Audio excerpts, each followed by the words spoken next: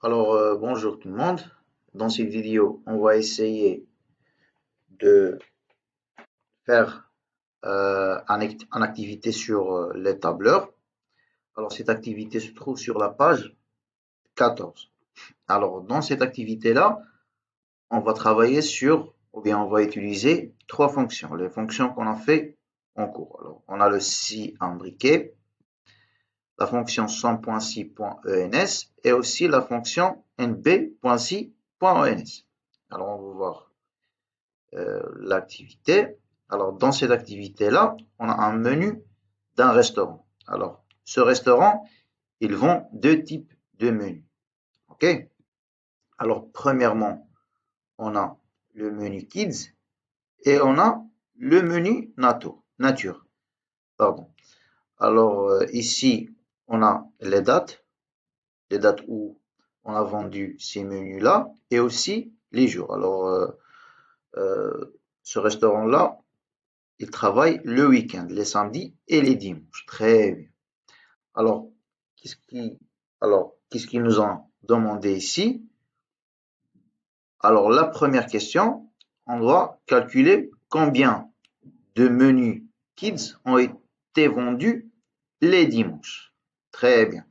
Alors, ici, on doit savoir premièrement quelle fonction on doit utiliser. Alors, ici, on a la colonne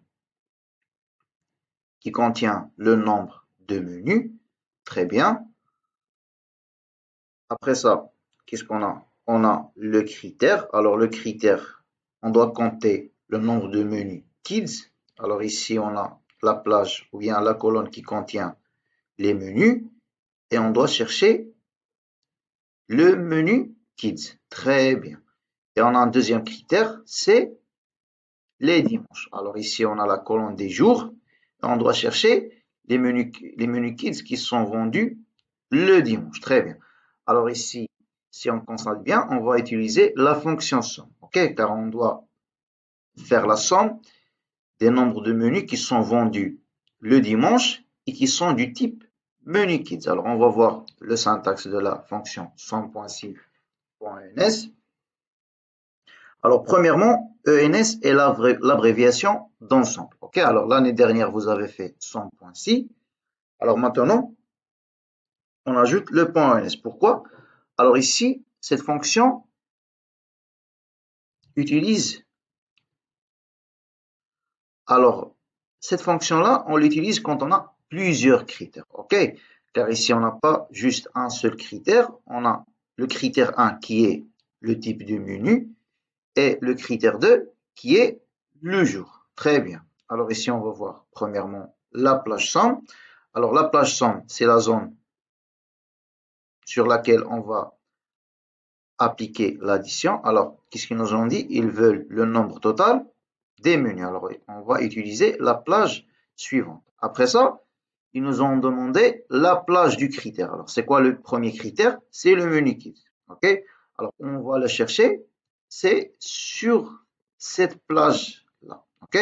Alors, on va chercher kids dans cette plage-là. OK? Alors, ici, on a la plage du critère 1 et le critère 1. OK? Alors, après ça, on a la plage du critère 2 et le critère 2. Alors, c'est quoi le critère 2? C'est le dimanche. Alors, le dimanche, c'est le critère 2. Et après ça, on a la plage du critère 2 qui est la plage du jour. Très bien. Alors, si vous constatez ici, alors on a plage du critère qui se répète. Alors, si on a par exemple un troisième critère, on va juste ajouter plage du critère 3, critère 3. Très bien. Alors maintenant, on va aller à Excel et on va essayer de répondre à cette question dans notre tableau. Très bien. Alors ici, on a le nombre de menus kids vendus les dimanches. Alors on va écrire notre fonction. On va mettre somme.si.ens. Très bien. On va ouvrir, ici j'ai .ens. Alors ici, je vais ouvrir les parenthèses. Alors premièrement, ils nous ont demandé la plage de somme. Alors, la plage de somme, c'est celle-là, le nombre de menus. Alors, ici, j'ai ajouté une colonne. Alors, on va la voir après, mais ça ne cause aucun problème maintenant. Très bien. Alors, la plage de somme, c'est la plage de menu. Ok, on va la sélectionner. Très bien. Après ça, on doit ajouter la plage du critère numéro 1. Alors, le critère numéro 1, c'est Kids. Alors, on va ajouter la plage des menus. Après ça, on va mettre le critère. Alors, ici, on cherche le menu Kids. Après ça, qu'est-ce qu'on cherche? Alors, on cherche les menus Kids qui sont vendus les dimanches. Alors, ici, on va mettre la plage du critère numéro 2. Alors, ici, on cherche les jours. Alors, on va mettre les jours. Et qu'est-ce qu'on cherche? Le dimanche. Très bien. Très bien. Alors, maintenant, on va cliquer sur Entrée. Et voilà. On a 140 menus qui ont été vendus le dimanche. Très bien. De type, et aussi le menu est de type Kids. Très bien. Alors, on va passer à la deuxième question. Pardon. Alors, la deuxième question, qu'est-ce qu'il dit? On a combien de samedis les menus nature ont-ils été vendus en quantité supérieure à 80 unités? Très bien. Alors ici, on a combien de samedis? Ok, combien de jours? Alors ici, évidemment, on ne va pas utiliser la fonction somme, mais on va utiliser la fonction np, car on va calculer le nombre de jours. Très bien. Alors, premièrement, on va voir le syntaxe de la fonction np.si.ns. Alors, comme la fonction somme, si on voit la différence, on a juste éliminé la plage de somme. Mais la plage de critère et le critère, elle reste. Ici, on a plage de critère 1, plage de critère 2, critère 2, et ainsi de suite. Si on a un troisième critère, on va ajouter plage du critère 3, critère 3. Très bien. Alors ici, on a la première, on a la plage du premier critère. Alors, c'est quoi notre premier critère?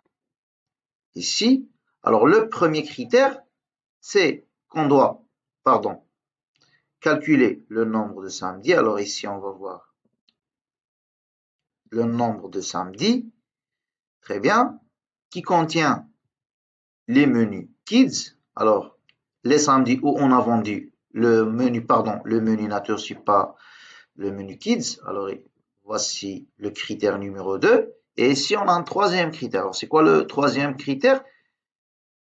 C'est que la quantité des menus vendus doit être supérieure à 80 unités. Très bien. Alors ici, on a 3 critères. Alors, qu'est-ce qu'on va faire? On va aller à Excel et on va répondre à cette question. Très bien. Alors, premièrement, on va mettre égal. On va écrire le nom de notre fonction, np.si,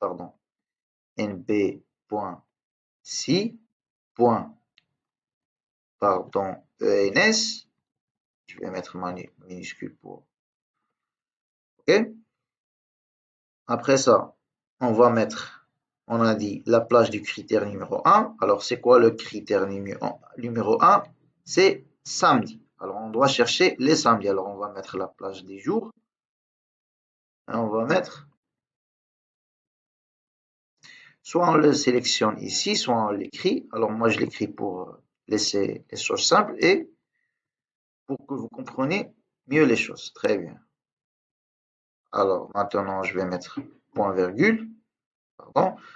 Alors, c'est quoi le deuxième critère? C'est le menu nature. Alors, on va mettre la plage des menus et on doit chercher le menu nature. Très bien.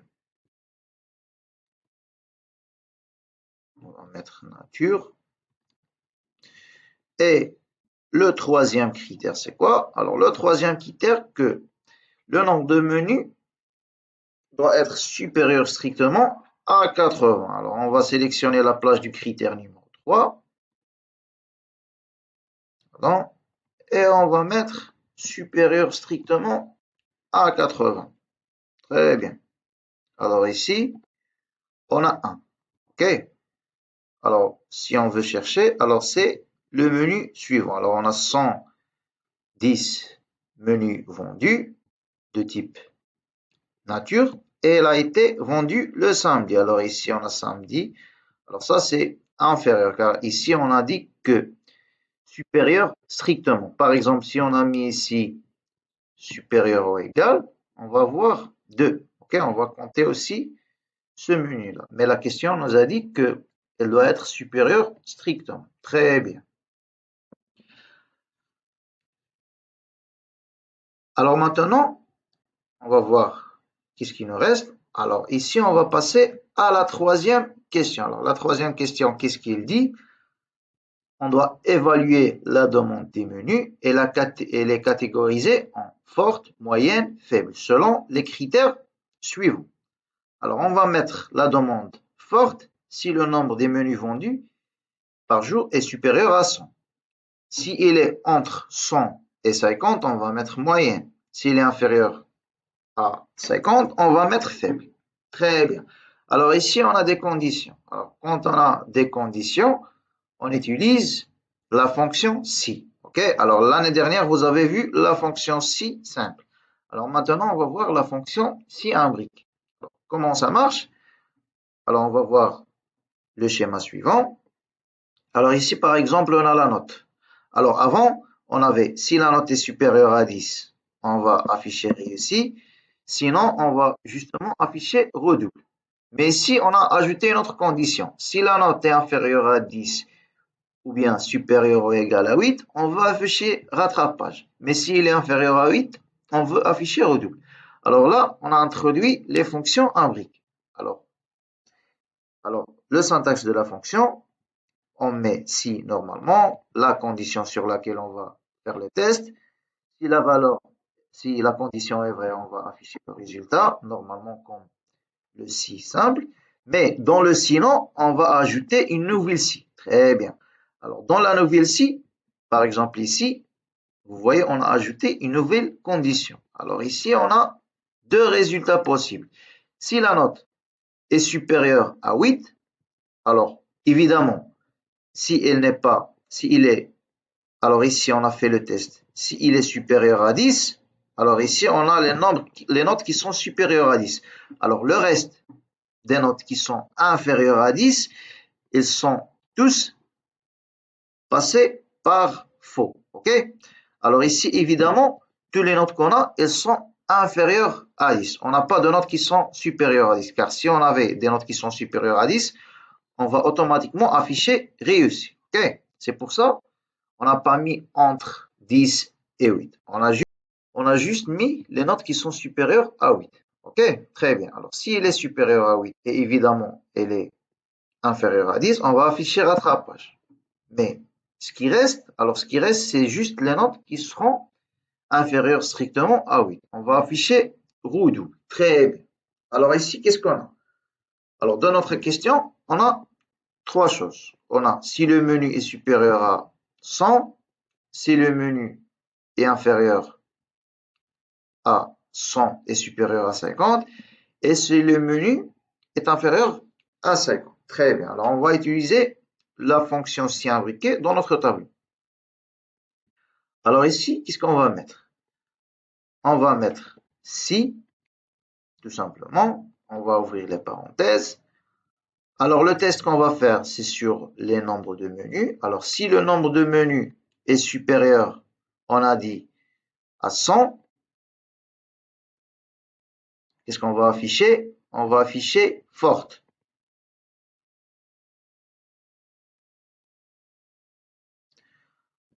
Après ça, on va ajouter une nouvelle condition, ce qu'on appelle la condition ou bien le si imbriqué. Très bien. Alors, ensuite, on va mettre une nouvelle condition. On va faire si D8 est supérieur à 50. Et on a dit que quand on est, pardon, ici je vais mettre point virgule, quand on est dans ce deuxième si, tous les nombres de menus sont évidemment inférieurs à 100. OK? Si, par exemple, le nombre de menus est supérieur à 100, il va directement afficher forte. OK? Alors ici, on a juste les valeurs qui sont, ou bien les nombres de menus qui sont inférieurs à 100. Très bien. Alors maintenant, si, D8 est supérieur à 50, on va afficher moyenne. Sinon, alors, tout ce qui reste, si elle n'est ni supérieure à 100, ni entre 100 et 50, qu'est-ce qu'on va afficher? On va afficher faible. OK? Très bien. Alors, on va cliquer sur Entrée et on va recopier la fonction pour les autres cellules. Très bien. Alors ici, je vais juste mettre la majuscule forte. Et voilà, je vais recopier une autre fois. Et voilà, on a forte, forte, moyenne, forte. Et dernièrement, on a faible. Très bien. Alors maintenant, on va revoir l'exercice pour voir ce qui nous reste dans cet exercice. Alors, quatrièmement, on a déterminé le nombre de faibles demandes des menus kits. Très bien. Alors ici, on a déterminé le nombre de faibles. OK? Alors, automatiquement, ici, on ne va pas faire de somme. On va juste compter combien de fois la demande faible se répète dans cette plage-là. OK? Alors, on va utiliser la fonction np.si. Alors, on a déjà parlé de la fonction np.si, c'est trop simple. Alors, qu'est-ce qu'on va faire? On va cliquer sur, pardon, on va mettre égal nb.si, pardon, .si.ens.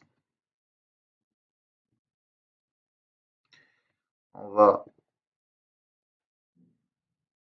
pardon, on va ouvrir les parenthèses.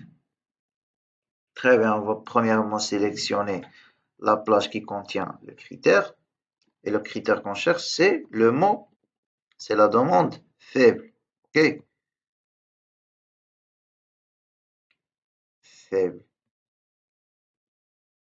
Très bien. Alors ici, on a un autre critère, c'est le menu Kids. Très bien. Alors si on met ici le menu Kids, on va ajouter un deuxième critère. Alors je vais voir ici dans la question. Oui, on a le menu Kids. Je n'ai pas vu ce critère quand j'ai lu la question. Alors on va ajouter le deuxième critère. On va ajouter la plage des menus. Et on va ajouter le menu Kids. Très bien. Là, on va cliquer sur Entrée. Alors ici, il nous a donné 0, car le seul faible qu'on a, le voilà. Et ici, on a un menu nature, c'est pas le menu Kids. Par exemple, on va tester une autre demande. Par exemple, ici, je vais faire forte. Alors ici, j'ai forte, j'ai pas, pardon. Ici, alors dans la question, j'ai faible demande. Et ici, j'ai forte demande. OK? Alors, il y a une contradiction. Alors ici, on va mettre par exemple forte. Et on va calculer combien de fois on a eu une demande forte des menus Kids. OK? Très bien, je vais cliquer sur Entrée. Et voilà, j'ai deux. OK? Alors là, c'est la première. Et après ça, voilà la deuxième. Très bien. Alors comme ça, on a terminé notre exercice. OK? Alors ici, j'ai ajouté, on peut la considérer comme la sixième question, juste pour un peu mieux s'entraîner. Alors ici, j'ai ajouté une colonne où on va calculer le prix total des menus vendus. OK? Alors ici, on a le prix unitaire du menu. Alors le menu kit, c'est 30 dirhams. Le menu nature, c'est 40 dirhams. Alors ici, qu'est-ce qu'on va faire? Alors à chaque jour, un menu vendu. Alors par exemple, ici, on a 105. On va le multiplier par 30. Ici, 110, on va la multiplier par 40. OK? Alors on veut créer une fonction. Et après, on va la recopier sur les autres cellules. Très bien. Alors, qu'est-ce qu'on va mettre? On va utiliser, ici on a deux types de menus. On a le menu Kids et on a le menu Nature. Très bien. Alors, qu'est-ce qu'on va mettre? La fonction ici. Très bien. On va ouvrir les parenthèses. Alors, ici, si le menu C8 égale à Kids, alors ici on n'a pas ainsi imbriqué, on a juste deux possibilités. Soit C8 va être égal à kids ou bien A nature. Alors ici, on va mettre kids. Si C8 égale à kids, qu'est-ce qu'on va faire? On va mettre le nombre de menus multiplié par quoi? Par le prix unitaire du menu kids. Alors sinon, si c'est l'inverse, c'est-à-dire si le menu est nature, on va faire quoi? On va multiplier le nombre de menus par quoi? Par le prix unitaire du menu nature. Très bien. Alors ici, qu'est-ce qu'on va faire? Alors quand on va recopier, le menu va incrémenter, le nombre de menus va incrémenter, mais ces deux cellules qui contiennent le prix unitaire, on veut les fixer. Très bien. Alors pour les fixer, on utilise $. Alors on va utiliser $, pour D3 et aussi pour D4. Alors on va cliquer sur Entrée. Après ça, on va recopier notre fonction. Très bien. Alors comme ça, on a terminé notre activité. Alors c'est tout pour cette vidéo. Alors dans cette vidéo, qu'est-ce qu'on a vu? On a vu la fonction si imbriquée, la fonction somme.si, .ens et aussi la fonction nb.si.ens. Alors c'est tout pour cette vidéo. Au revoir et à bientôt, Inch'Allah.